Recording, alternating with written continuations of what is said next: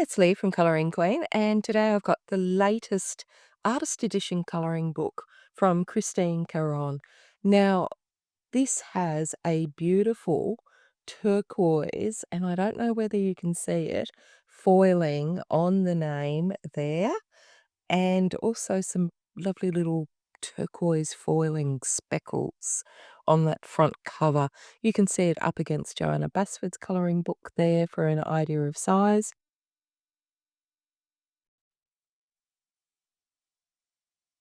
And it is super thick. Now, inside, we've got that textured front cover with the turquoise foiling on it. Then we've got this lovely teal bust jacket and this beautiful card cover. Now, if you'd like a quick flick through of this book, just check out the link below for that. This is the extended review where I'll be testing out mediums.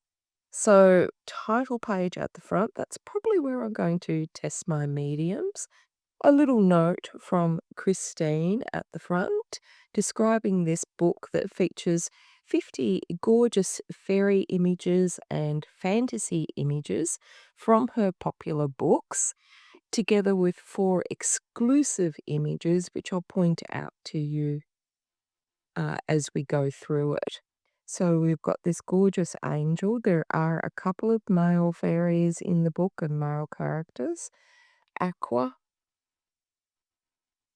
And they're all beautifully positioned on the page so that you can colour easily without colouring up to the ditch.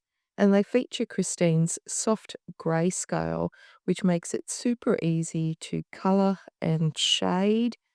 All of the images are labelled, which is really nice, especially if you're going to post on Instagram. And we've got our little male fairy there, or male character.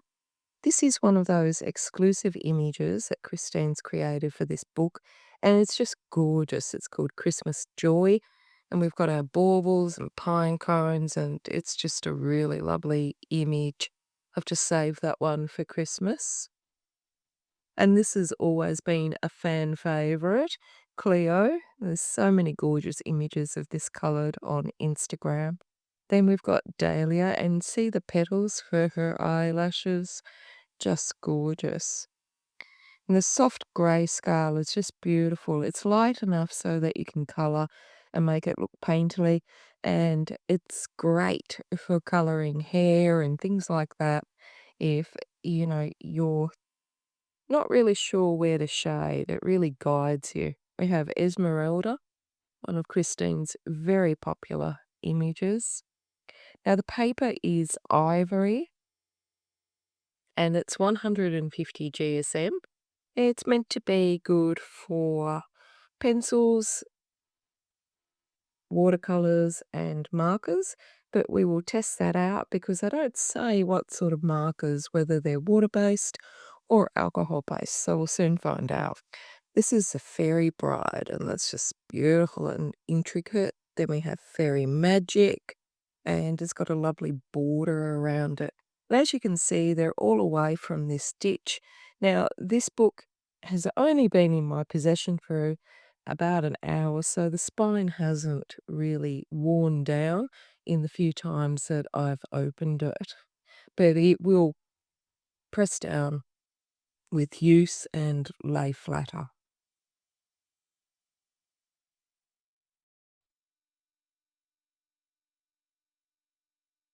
We've got the Fairy Portal. And Christine is one of those artists that can do beautiful faces and hands in all sorts of poses. It's really beautiful. Flourish Fay.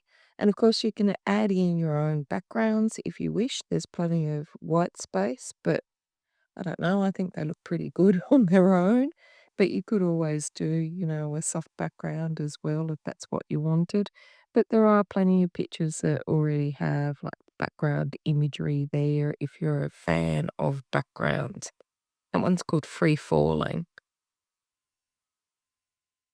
We've got Frost and Genie. Don't we all wish we had a magical genie? Isn't she gorgeous? And there's her bottle. the Grace Fairy. Hydrangea with that beautiful hydrangea in her hair. And look at those beautiful lips and just the perfect highlight there that she's left for you. So just so good if you're learning shading and colouring and whatnot. And then we've got the beautiful jewel thief here. She's got her gloves on. And even the jewels have the greyscale on it, just making it so much easier if you don't know where to shade. I love it. Joys of Summer, which personally at the moment I would love because even though I live in subtropical, we've got a bit of a cold snap happening at the moment and I'm freezing. So there's May with her beautiful little shirt of smock top and gorgeous wildflowers, perfect teeth. And here is Marigold. Now, this is one of those exclusive images that Christine has created for this book, and it's just gorgeous. Look at her beautiful elfin ears. Mermaid's heart with the beautiful fish swirling around there in the background. Message in the bottle. And look at the expression on this fish. It's just really gorgeous. And she's reading the message. It says, buy more coloring books. Midnight Enchantress, and she's looking very pensive there. And some of the images don't have as much grayscale on them, and yeah, that's great too. You just do your own thing. We've got Mona, who also is just looking a little bit wistful there. Nala, beautiful skin tones, and look at that shading on the cheekbones. Just really, really lovely imagery. We've got Nixie, and see how well they're centered on the page. So even though this hasn't flattened down yet because I've only just got it, it's just really easy to colour those pictures. Then we've got Nova, celebrating her new life there. Odette. I mean, they're also gorgeous. Onyx. Just really, really, really beautiful shading on these. I don't know how long she spends shading them, but they're just stunning. This paper is lovely. It feels very smooth. And Christine's other artist edition books were printed on this paper by the same publisher in Australia as well. And if you've got some of Jasmine Beckett Griffith's books, they also use the same Australian publisher. So it will give you an idea of the paper. But as I said, we'll test out the markers. We've got the Owl Shifter with that beautiful moth there. The Queen's Chalice. The Raven Guide, another male fairy. And the beautiful raven as well. The Samba Dancer. Sea pearls, so beautiful shells and pearls to colour in that one. And there's a nice variety of jewels and other beautiful elements to colour throughout this book. So whatever you fancy, really. Now we've got Snowy Trail, which is another gorgeous winter scene. It doesn't fit the fairy and fantasy one, but it is absolutely gorgeous and nice to have a bit of variety in the book. We've got the Steampunk Huntress. You can imagine colouring up that with all the beautiful metals. Then we've got Stella.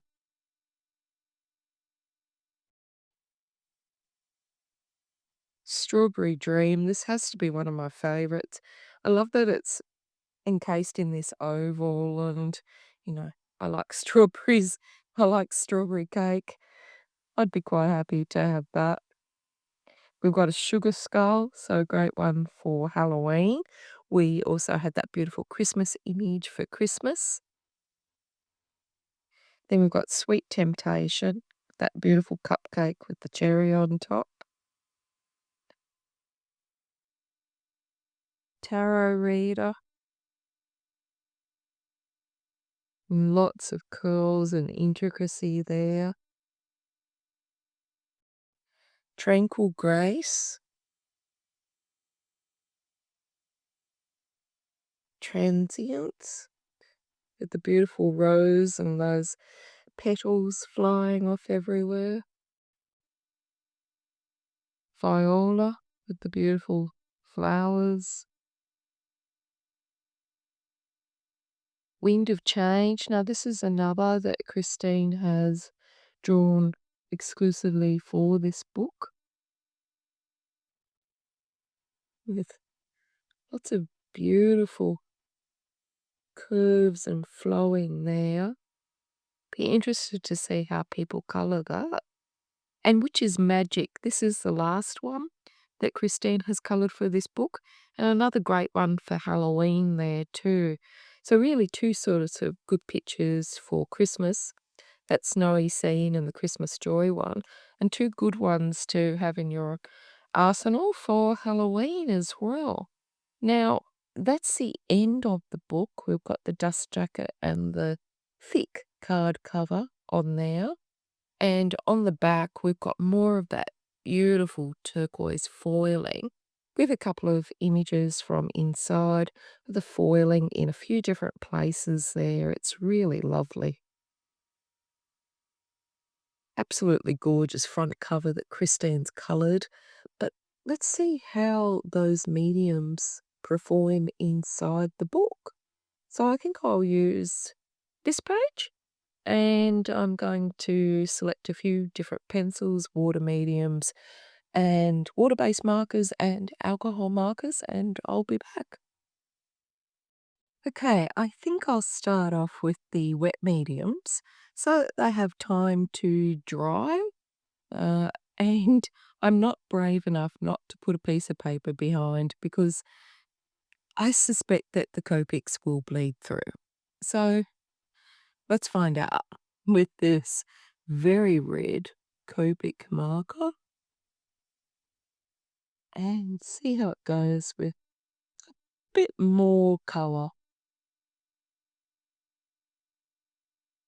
It glides on the page, but what I'm interested in is if it will bleed through. So wait for that to dry and find out. In the meantime, let's test out these Neocolors. So I've got a few here.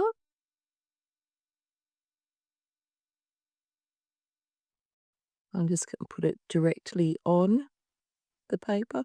I do have the full set. These are just spares. I don't know why. I think these Neocolors will outlive me, to be honest, because I just don't ever seem to use them up. Blend that in. Oh, it goes on lovely and smooth. Let's try out these Prismacolor Watercolors. I actually really like these watercolor pencils. And they go on very soft, as you expect with Prismacolor, but these are watercolors, and we'll add another color in.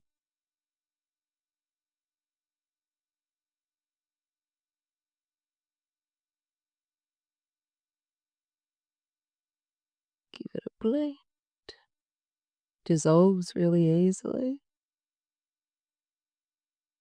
and goes on really smooth on the paper, but we'll see if it buckles the paper or goes through the paper. That's my real test. Now I've got the Zig marker. These are Japanese and they're a water-based marker. So they've got a very small little point on them. And you can add water to them or you can just use it like that. We'll just add a little bit of water.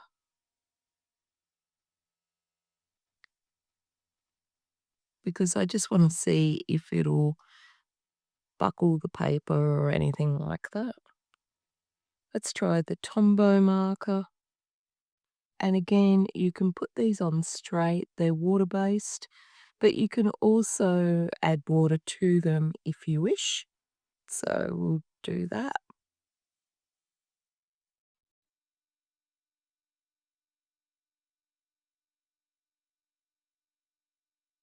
And you can blend them. They're great markers, Tombow.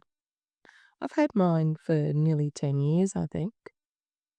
And let's try the Inktense. So I love these. And yes, I do have the largest set, but for some reason I still use the small set of 12 that I bought to see if I would like them. And even though I've used them for years, they still haven't even worn out. Probably need to use them more because I do really like them. Unlike the others, they're not actually uh, the same sort of pigment. They're actually ink, and then you can activate it with water and you get this beautiful, vibrant colors. So we'll let those dry while we color in the pencils and come back and see how they performed. So we'll start off with the Holbein pencils and we'll just see how they go on paper. Goes on pretty smoothly.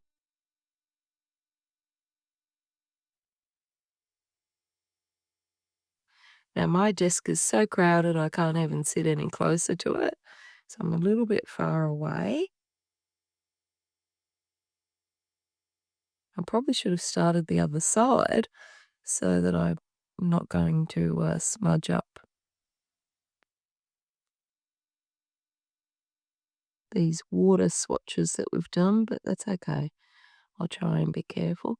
Now they're going on pretty easily. And even though the paper feels smooth, it does have maybe a very slight little texture. It's pretty good with pencils. I could imagine being able to do lots of layers here if I wanted. And the second layer actually goes on a lot smoother.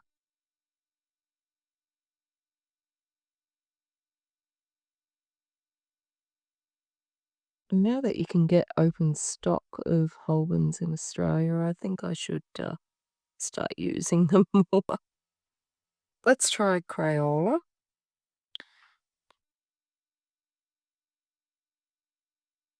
I've seen people do amazing things with Crayolas.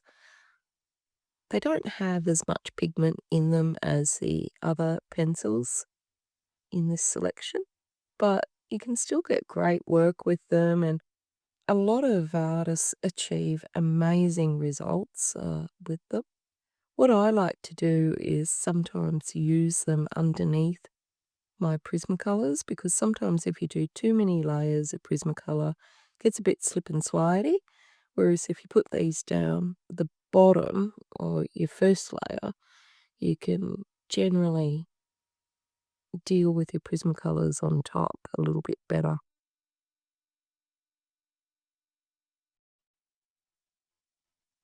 So they're actually pretty good. They're not bad. Going a little bit firmer now.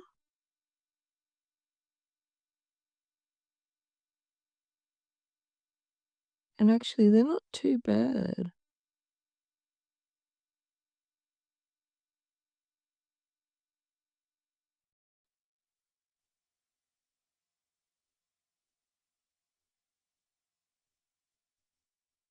Actually getting quite a bit of colour out of them on that second pass.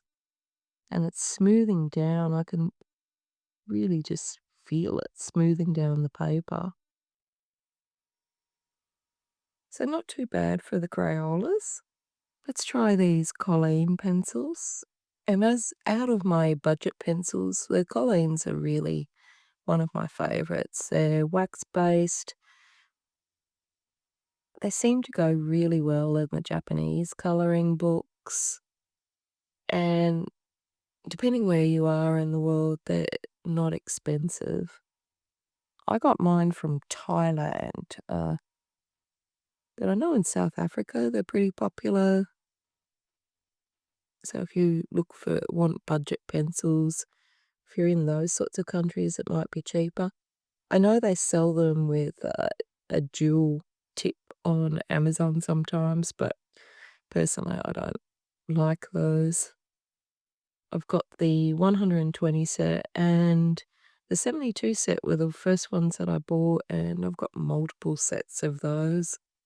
They're one of the few pencils that I've actually used up, like an entire box of pencils, and I bought spare sets because I do think for the price that they're pretty good pencils. Now they're going on pretty well here, but maybe not as good as the others. But they're getting a nice little blend happening, and they're pretty smooth. I've got to say that the paper that they choose for this book is pretty good, but I have heard some people sometimes say that they can't get a blend, so obviously we all colour differently, so light pressure for some people might be heavy for another, and we're all just so different. So although I'm showing you how it's working for me, it could always be different for you. So let's have a look at the Faber-Castell Polychromos. Now these are oil-based as opposed to the wax-based pencils that we just had, and they go on very smoothly.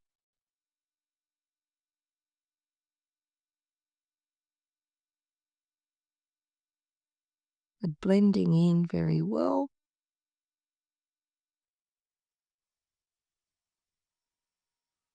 As you would expect with a high-quality pencil like this, they're very good. They're flattening down the tooth. I can actually feel it flattening as I colour along. I don't know why, but I've never really been a polychromo girl, so I'll probably have to rectify that at some stage. But yeah, they are getting a beautiful colour up on them and really, really nice. Second layer, and with the polys, you don't actually have to do as many layers. They always seem to be less work when the Prismacolors or compared to the Prismas. I mean, look at that vibrancy, and this is only a second layer.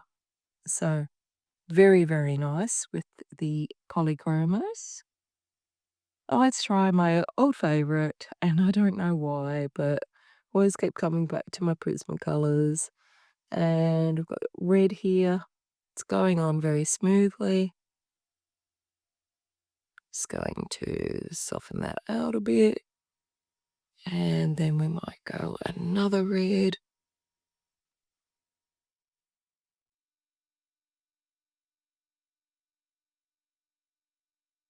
And a bit more. Now it is finally starting to flatten down the tooth with the addition of that third colour.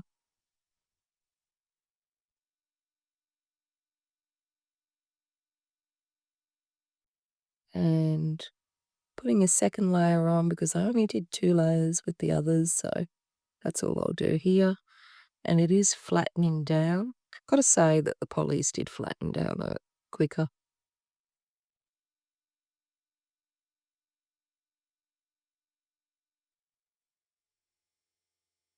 But you can really feel that tooth flattening down. And it's not a highly textured tooth. The paper is pretty smooth, which some people may not enjoy as much as something more textured. So there we have it. They're all swatched. We've got the Prisma, the Polychromos, the Colleens, Crayolas, and Holbeins. I've got to say they were all really good. You don't expect to have as much with the Crayolas, like as much pigment, but yeah, I think they're pretty good. And if that's what you've got, I think you can do a great job on this book. Now, we've got the Copic, which is alcohol marker, and then the rest are water activated. So let's see what happened. And as I suspected, the Copic, which is alcohol marker, bled right through the page. So I'm glad I put that piece of paper there. but we got a little bit of indentation from these two, which are the Zig and the Tombow, but nothing from the Inktense. It's perfectly fine. So just a little bit of an indentation from the water-based colours, but they didn't go through or bleed through. So when they say markers, they mean water-based markers, not alcohol-based markers. Now, it doesn't mean that you can't use your alcohol-based markers in this book. It just means that you would need to put a number of sheets of paper or backing in between, because otherwise it will ghost onto your page underneath. So, yeah, beware.